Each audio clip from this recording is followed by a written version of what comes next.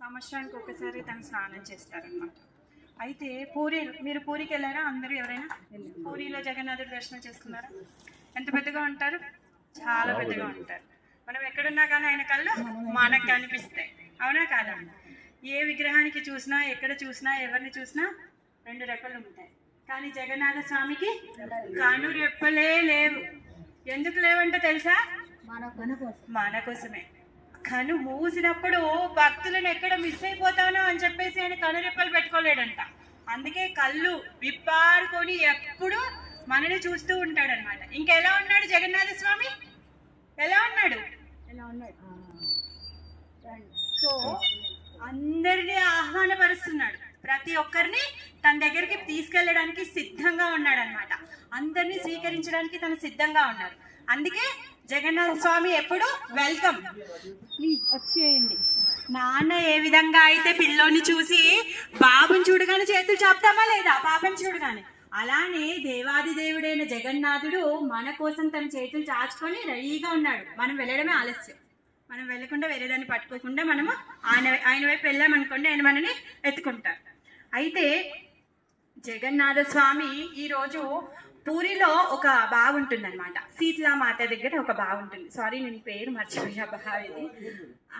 అయితే దాని ఆ బావి సంవత్సరానికి ఒకసారి ముందు రోజు, నిన్నటి రోజు దాన్ని శుద్ధీకరణ చేస్తారు. శుద్ధీకరణ మొత్తం బావిలో ఉన్న నీళ్ళన్నీ తీసేస్తారు. తీసేసి మంత్ర పుష్పం అవన్నీ చేసి అన్ని నదులని ఆవాహన చేసి పూజ చేస్తారు. పూజ చేసి మూసేసి ఈ రోజు పొద్దున్న దాన్ని నింపుతారు. మొత్తం బావి నిండా నీళ్లు నిండుగా వచ్చేస్తాయి. ఎలా అన్ని ఈ సంవత్సరంలో ఈ ఒక్క రోజు కోసము అన్ని పవిత్ర నదులన్నీ కూడా ఎదురు చూస్తూ ఉంటాయంట. మాకెప్పుడు సేవ దొరుకుతుంది జగన్నాథుడికి స్నానం చేయించడానికి, మాకెప్పుడు సేవ దొరుకుతుంది అని చెప్పేసి ఈ రోజు వరకు ఆ నదులన్నీ కూడా ఎదురు చూస్తూ ఉంటాయన్నమాట. ఆ నదులన్నీ కూడా ఆ బావిలోకి వచ్చి చేరుతాయి. ఈ రోజు సహస్ర కలశాల్లో మొత్తం ఆ నీరునంతా తీసి నింపి ఒక చక్రం వేసి అక్కడ పెట్టి ఏమంటారు నది పూజ, ఘటన స్థాపన అవన్నీ మంత్ర పుష్పం అవన్నీ పూజ చేసిన తర్వాత జగన్నాథ స్వామిని రత్నబేది అంటారు. జగన్నాథ స్వామి లోపల మనము గర్భగుడిలో దర్శనం చేసుకుంటాం కదా, దాన్ని రత్నబేది అంటారు. అంటే ఆ రత్నబేది అని ఎందుకు అంటారు అంటే, అసలు ఆయన కూర్చున్నటువంటి ఆ స్థలం మొత్తం శాలిగ్రామాలతో ఉందన్నమాట. ఇంకా రత్నాలు వైఢూర్యాలతో నిండి ఉందన్నమాట. అలాంటి రత్నబేది, ఆ రత్నబేదిలో స్వామివారు కూర్చొని ఉంటారనమాట. ఈ రోజు రత్నబేదిని దిగి వస్తారు స్వామి. ఈ రోజు దిగి స్నాన మండపం ఉంటుంది. ఆ మండపము మనము బయట నుంచి, ఎక్కడైతే జగన్నాథ స్వామి మెయిన్ టెంపుల్ ఉందో ఆ బయట నించుంటే కూడా స్నాన మండపం మనకు కనిపిస్తుంది. ఆ గ్రాండ్ రోడ్ అంటారు, ఆ రోడ్లోనే స్వామి రథయాత్ర జరుగుతూ ఉంటుంది అనమాట. ఆ గ్రాండ్ రోడ్ లో నించొని మనం చూస్తే కూడా స్నాన మండపం కనిపిస్తుంది, జగన్నాథుడు స్నానం చేసేది మనకు కనిపిస్తుంది. ఆ విధంగా వాళ్ళు ఏర్పాటు చేశారు. స్వామి అలా ఏర్పాటు చేసుకున్నాడు అనమాట. ఎందుకు? అందుకే నయన పథగామి, ఆయన కళ్ళు తెరిచి ఎప్పుడు కూర్చొని ఉంటాడు. ఆ కళ్ళతో మనందరినీ కాపాడడానికి ఉంటాడనమాట. ఆ స్వామి ఈరోజు ఆయన స్నానం చేస్తూ అందరికీ దర్శనం ఇస్తాడు. స్నానం చేసిన తర్వాత నెక్స్ట్ 14 days వరకు సిక్ అవుతాడు, సిక్ బెడ్కి వెళ్తాడు అనమాట. అంతే కదా, మనం కూడా నది స్నానం చేశాక కొంచెం సిక్ అవుతాం. మళ్ళీ అందులోటి సహస్ర ఘట స్నానాలతో చేశాడు. ఈ రోజుగా కలశ స్నానం చేశాడు కదా, సిక్ అవుతున్నాడు. అదేంటండి స్వామి సిక్ అవడం ఏంటి? డౌట్ రావాలి కదా. మనం సిక్ అవుతే దేవుడి దగ్గరికి వెళ్తాం, నాయన శరణ్ నువ్వే అని చెప్పేసి. మరి ఆయన ఎందుకు సిక్ అవుతున్నారు? అయితే పూర్వకాలంలో అంట మన యొక్క బాగోగులంతా చూసుకునేది గర్భోదకశాయి విష్ణు చూసుకునే వాళ్ళంట. మనందరినీ చూసుకునే దాయిత్వము గర్భోదకశాయి విష్ణు తీసుకున్నారంట. ఒకసారి తీసుకున్నప్పుడు గర్భోదకశాయి విష్ణు అన్నారంట, బాబోయ్ అసలు వీళ్ళంతా ఎంత అల్లరి చిల్లరి పిల్లలంటే ఎవరు చెప్పినా వినరు, ఎవరికి కాన్సన్ట్రేషన్ లేదు, అసలు భగవంతుడు భక్తి లేదు, వీళ్ళందరినీ కాపాడాలంటే నాకు చాలా విసుగ్గా ఉంది, నాతో అవ్వదు, నేను నీ సేవ చేయను అనేసి ఒకసారి అంటారంట. అప్పుడు గోలోకంలో నుంచి కృష్ణుడు అంటాడంట, సరేలే నువ్వు సేవ చేయి. ఇప్పుడు ఇంట్లో పనావిడ రాకపోతే మనమే చేసుకుంటాం కదా. సో కృష్ణుడి యొక్క మేనేజ్మెంట్ లో ఎవరు తక్కువ ఉన్నా కృష్ణుడే స్వయంగా వస్తారు. ఆ విధంగా సాక్షాత్ కృష్ణుడే జగన్నాథుడి రూపంలో వచ్చాడనమాట. ఇప్పుడు మనం అందరము ఏమనుకుంటూ ఉంటాము, మాకెవరు దిక్కులేరు, మేము అనాథలము అనేసి అనుకుంటాం. కానీ ఎవరైతే జగన్నాథ స్వామి యొక్క శరణాగతి పొందుతారో వాళ్ళు ఎప్పటికీ అనాథలు కారు, వాళ్ళు ఎప్పటికీ సనాథలే. ఎందుకు? భగవంతుడు ఎలాంటి నాథుడు అంటే మొత్తం జగత్తుకే నాథుడు అనమాట. అంటే ఒక్కరు కాదు, వీళ్ళు వాళ్ళు అనే తారతమ్యం తనకు అసలే లేదు. పురుగు పుట్ర, లేకపోతే తక్కువ కులము ఎక్కువ కులము, ఎక్కువ జాతి, లేకపోతే వీడు బాగా చదువుకున్నాడు వీడికి చదువు లేదు అనే తారతమ్యం తన దగ్గర అస్సలే లేదనమాట. అందుకే తను ఏం చేస్తూ ఉన్నాడు, స్వయంగా తనే బయటకు వచ్చి దర్శనం ఇస్తున్నాడు. ఈరోజు దర్శనం ఇస్తాడు. ఒక 14 days సిక్కుబేడి మీదకి వెళ్తారు, రెస్ట్ తీసుకుంటారు. అక్కడికి రెస్ట్ తీసుకోవడానికి రాగానే ఈరోజు నిత్య అర్చన చేసే పూజారులు ఎవరైతే ఉన్నారో వాళ్ళందరూ లీవ్లోకి వెళ్ళిపోతారు. వాళ్ళందరూ ఇప్పుడు సర్వీస్ ఉండదు వాళ్ళకి. దైత్యాపతులు వాళ్ళకి ఇప్పుడు సర్వీస్ చేస్తారనమాట జగన్నాథుడికి. ఎప్పుడైతే జగన్నాథ స్నానం అవుతుందో అప్పటి నుంచి దైత్యాపతులు వస్తారు. ఈ దైత్యాపతులు ఎవరు అంటే అడవి జాతికి చెందిన వాళ్ళు అనమాట. అంటే భగవంతుడు నేను సేవని ప్రతి ఒక్కరి నుంచి కూడా తీసుకుంటాను అని చెప్పేసి తను మనకు నేర్పించడం కోసమే తను ఈ లీల చేస్తారనమాట. ఈ 14 రోజులు ఈ దైత్యాపతులు సేవ చేస్తారు. తర్వాత రథయాత్ర ముందు రోజు జగన్నాథుడికి నేత్రోత్సవం అని ఒక ఉత్సవం చేస్తారు. ఎందుకు? ఇప్పుడు సహస్ర ఘట స్నానం చేశాడు కదా, చేసిన తర్వాత ఆయనకు ఉన్నటువంటి రంగు అంతా కారిపోతుంది.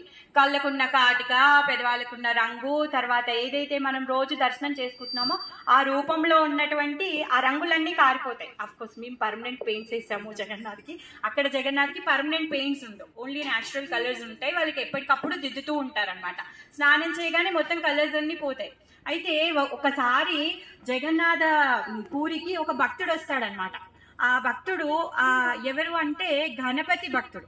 గణపతిని విఘ్నేశ్వరుని పూజ చేస్తూ ఉంటాడనమాట. తను ఏమంటాడంటే తను వింటాడనమాట, పూరిలో సాక్షాత్తు పరబ్రహ్మం ఉంది, ఆయన దర్శనం చేసుకుంటే నీ జీవితం ధన్యం అవుతుంది అని చెప్పేసి వింటాడనమాట. మరి ఆయన పరబ్రహ్మం అంటే విఘ్నేశ్వరుడే. విఘ్నేశ్వరుడికి మించి తను ఇంకెవరు తెలియదు, ఆ రూపం మాత్రమే ఆయనకు తెలుసు అనమాట. ఇంకా ఆయన ఏం చేస్తాడంటే పూరి వరకు నడుచుకుంటూ వచ్చిన తర్వాత పూరిలో జగన్నాథుడిని చూసి, అదేంటి చేతులు కూడా సరిగ్గా లేవు, కాళ్ళు లేవు, అలా కూర్చొని ఉన్నాడు, ఈయన పరబ్రహ్మం ఏంటి, నా పరబ్రహ్మం ఇలా ఉండడే అని చెప్పేసి ఆ వాకిట్లో కూర్చొని ఏడుస్తూ ఉంటాడనమాట. నిన్ను దర్శనం చేసుకోవడానికి వచ్చాను, నిన్ను కలవడానికి వచ్చాను, నువ్వేమో ఇప్పుడు నాకు ఇలా దర్శనం ఇచ్చావు, అసలు ఇదేమైనా ఉందా, నేను ఎంత ఆశ పెట్టుకొని వచ్చాను అని చెప్పేసి కంటిన్యూ ఏడుస్తూనే ఉంటాడనమాట. ఆ భక్తుడి కోసమే ఈరోజు స్నానం చేసిన తర్వాత గజవేషం వేసుకుంటాడు. ఈరోజు జగన్నాథ్ బలదేవులు ఇద్దరు తొండం పెట్టుకొని దర్శనం ఇస్తారనమాట. ఆ భక్తుడు అది చూసి నా పరబ్రహ్మం ఇతడే అని చెప్పేసి తను సాటిస్ఫై అవుతాడనమాట. అంటే ఒక్క భక్తుడి కోసమే కాదు, జగన్నాథుడి యొక్క లీలలు అనంతమైనవి ఉన్నాయి. ఎన్ని ఉన్నాయంటే ప్రతి ఒక్క భక్తుడు ఏది కోరి ఆయన దగ్గరికి వెళ్తే అది ఆయన కంపల్సరీ చేస్తారనమాట. ఎన్ని లీలలు ఉన్నాయంటే అనంత శేషుడికి అనంతమైన ముఖాలు ఉన్నాయి. అనంతశేషుడు ఉన్నాడు కదా, ఆయనకు అనంతమైన పడగలు ఉన్నాయి, అనంతమైన ముఖాలు ఉన్నాయి. ఆ అనంతమైన ముఖాలతో జగన్నాథుడి యొక్క కీర్తిని పాడుతూ ఉన్నాడు ఆయన అనంత కాలం నుంచి. ఇప్పటి వరకు కూడా అయిపోలేదంట, అన్ని లీలలు ఉన్నాయి భగవంతుడి అన్నమాట. ఆ విధంగా ఈరోజు హాతివేస్ దర్శనం ఇస్తారు. సో మేము కూడా ఏదో మా శక్తికి తగ్గట్టుగా మేము ఇప్పుడు హాతివేస్ చేయడానికి ట్రై చేస్తున్నాము. తర్వాత మరి రథయాత్ర ఎందుకు భగవంతుడు బయటకు వస్తున్నాడండి పురవీధుల్లో? ఉద్ధరించడానికి. ఇప్పుడు మనకి జ్వరం వచ్చింది అనుకోండి, డాక్టర్ దగ్గరికి వెళ్తాం, అవునా కదా? బాగా సిక్ అయిపోయాం అనుకోండి, మనం కదలలేని పరిస్థితుల్లో ఉన్నాం అనుకోండి, అప్పుడు ఏం చేస్తాం? డాక్టర్ని ఇంటికి పిలుచుకొస్తాం, అవునా కదా? అంటే మనము ఆ స్థితిలో ఉన్నాం అనమాట. అందుకే భగవంతుడే స్వయంగా గర్భగుడిని వదిలి మన దగ్గరకు వస్తున్నాడు. డాక్టర్ పని ఏంటి? డాక్టరు మనందరినీ ట్రీట్మెంట్ చేయడం. ఇప్పుడు జగన్నాథుడు కూడా తను పురవీధుల్లో బయటికి వచ్చి తను మనకి దర్శనమిస్తున్నారనమాట. మనందరినీ బాగుపరచడం కోసంగానే తను పురవీధుల్లో వచ్చి రథయాత్రలో పాల్గొని అందరినీ ఉద్ధరించి తర్వాత తను మళ్ళీ వాళ్ళ పెద్దమ్మ వాళ్ళ ఇల్లు ఏదైతే ఉందో అక్కడ కొన్ని రోజులు ఉండి తర్వాత తిరిగి మళ్ళీ ఆయన యొక్క రత్నపేదికి వెళ్తారనమాట. అన్ని రోజులు ఈ దైత్యపతుల సేవ చేసుకుంటూ ఉంటారనమాట. మరి జగన్నాథుడికి ఇంత పెద్ద కళ్ళు వచ్చాయి ఎందుకో తెలుసా మీకు ఎవరికైనా? మామూలుగా కృష్ణుడిని రాముణ్ణి చూస్తూ ఉంటాం, అందరి కళ్ళు చిన్నగానే ఉంటాయి కదా. మరి జగన్నాథుడికి ఇంత పెద్ద కళ్ళు ఎందుకు వచ్చాయి ఎవరికైనా తెలుసా? జగన్నాథుడికి ఎందుకు ఇంత పెద్ద కళ్ళు వచ్చాయి అంటే ఎప్పుడైతే ద్వారకాలో కృష్ణుడు ద్వారకాలో ఉంటాడో 1108 మహారాణులు అందరూ ఉన్నారు కదా, వాళ్ళందరూ మహారాణులతో ఉన్నప్పుడు బలరాముడు ఇంకా కృష్ణుడు అక్కడే ఉంటారు. ఒకసారి అమ్మగారింటికి సుభద్రమ్మ కూడా వస్తుందన్నమాట, కలిసి వెళ్దాము అని చెప్పేసి. అయితే అప్పుడు ఏమైంది అంటే బలరాముడి యొక్క అమ్మ ఉంది కదా రోహిణి మాత అయితే కృష్ణుడు అంట ఎప్పుడు పడుకున్నా కూడా తను ఎప్పుడు ఆ గోపికలని, ఆ బృందావనాన్ని, అక్కడున్న వనాలని, శ్రీమతి రాధారాణిని, గోపాలని వీళ్ళందరినీ కరవరిస్తూ ఉంటాడనమాట.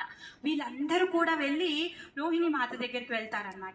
వెళ్ళి అడుగుతారనమాట, అమ్మ మేము ఇంత సేవ చేస్తున్నామే, ఇంతమంది ఉన్నామే, మా సేవలో ఏమైనా లోపం ఉందా? మేము కృష్ణుని ఎంత బాగా చూసుకుంటున్నాము, అయినా కానీ తెల్లవార్లు కృష్ణుడు ఆ బృందావన ధామాన్ని, ఆ గోపికలని, అక్కడున్న యశోదమ్మని, ఆ యమునా తటాన్ని, ఆ గోవర్ధన్ని ఇంతగా తలుస్తున్నాడు. అసలు ఏంటమ్మా మాకు చెప్పు, ఎందుకంటే రోహిణి మాత బాల్యంలో తను కూడా బృందావనంలో ఉంది కదా, మథురాలో ఉంది కదా, అసలు సీక్రెట్ ఏంటమ్మా చెప్పు అనేసి వాళ్ళు అడుగుతారనమాట. అడిగితే అప్పుడు రోహిణి మాత చెప్తుంది, ఇది చాలా పెద్ద సీక్రెట్. ఒకవేళ నేను ఇప్పుడు ఇది చెప్పేటప్పుడు కృష్ణ బలరాములు వింటే మిమ్మల్ని వదిలేసి మళ్ళీ బృందావనానికి వెళ్ళిపోతారు, ఇక్కడ ఉండరు. అందుకనే ఒక సీక్రెట్ ప్లేస్, ఒక కాన్ఫరెన్స్ హాల్ వాళ్ళందరూ పెట్టుకుంటారనమాట. పెట్టుకొని వాళ్ళందరూ ఎవరైతే కృష్ణుడి యొక్క ఈ అష్టమహిషులు తర్వాత ఈ రాణులు అందరూ ఉన్నారు కదా, వాళ్ళందరూ కూడా ఆ హాల్కి వస్తారు. అక్కడ మంచిగా వాళ్ళ అత్తగారి కోసం ఆసనం వేసి అత్తగారిని కూర్చోపెట్టి అందరూ ఆమె చెప్పేది విందామని చెప్పేసి కూర్చుంటారనమాట. మరి కృష్ణ బలరాములు వచ్చారనుకోండి, మరి వాళ్ళని ఆపడం ఎలా? మరి వాళ్ళు వినకుండా ఉండాలి అంటే వాళ్ళకి తెలియదు ఏమైనా ఉందా? మన హృదయంలోనే కూర్చొని ఉంటాడు, మనం ఏదంటే ఆయనకు తెలిసిపోతుంది. అందుకని చెప్పేసి రోహిణి మాత ఏమంటుంది అంటే, అందుకే మనం ఏం చేద్దాము అంటే, మనము కృష్ణ బలరాములని ఎవరేమో ఆపలేము. ఒకవేళ ఎవరినైనా సర్వెంట్స్ని పెట్టినా కూడా, గేట్ కీపర్స్ని పెట్టినా కూడా వాళ్ళు ఏమి చెప్పరు, ఆయనకు అడ్డు చెప్పారు కదా. అయితే సుభద్రమ్మ అయితే బయట నించుందనుకో, గేట్ దగ్గర నించుందనుకో, తను వాళ్ళ అన్న వాళ్ళు వచ్చిన విషయాన్ని మనకు చెప్పగలుగుతుంది, వాళ్ళ అన్న వాళ్ళు ఏదో ఒక విధంగా ఆపేయగలుగుతుంది అని చెప్పేసి వీళ్ళు అందరూ ప్లాన్ చేసి ఏం చేస్తారంటే సుభద్రమ్మని గేట్ కీపర్ లాగా పెడతారనమాట. వీళ్ళు ఏం చేస్తున్నారు, లోపల కూర్చొని కృష్ణుడి యొక్క లీలలు చెప్తూ ఉన్నారనమాట. వీళ్ళందరూ వింటూ ఉన్నారనమాట. ఆ కృష్ణుడి లీలలు వినడానికి సుభద్రమ్మ కూడా ఎంత పరితపిస్తుంది అంటే మొత్తం డోర్ క్లోజ్ చేయదు, కొంచెం క్లోజ్ చేయకుండా ఓపెన్ చేసి తను చెవ్వలాగా పెట్టి వింటూ ఉంటుంది అనమాట. ఆమె కృష్ణుడి లీలలు వింటూ వింటూ ఆమె తన్మయత్వంలో వెళ్ళిపోయింది. అసలు ఆమె రూపమే మారిపోయింది, ఆమెకు తెలియని కూడా తెలియదు. అక్కడి నుంచి కృష్ణ బలరాములు వస్తున్నారు. వస్తూ వస్తూ సుభద్రమ్మని చూస్తారు.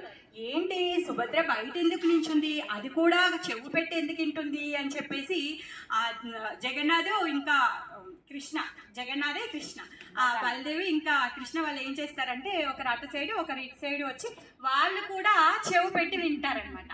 వాళ్ళ లీలని వాళ్ళే విని వాళ్ళు తన్మయత్వం చెంది, తన్మయత్వంలో వాళ్ళ చేతులు కుంచుకుపోయి వాళ్ళ కళ్ళు పెద్దగా అయిపోయి ఈ జగన్నాథుడి రూపం మనం ఏదైతే దర్శనం చేసుకుంటున్నామో ఆ రూపంలో వాళ్ళు ఉంటారు. జగన్నాథ్, బలదేవ్, సుభద్ర, కృష్ణ, బలరాం, సుభద్రమ్మ. అయితే ఈ రూపాన్ని ఎవరు దర్శనించుకున్నారు అంటే నారద మహర్షి దర్శనం చేసుకున్నారు. ఆయన దర్శనం చేసుకున్న తర్వాత పరవశంతో చిందులు తొక్కుతున్నారంట.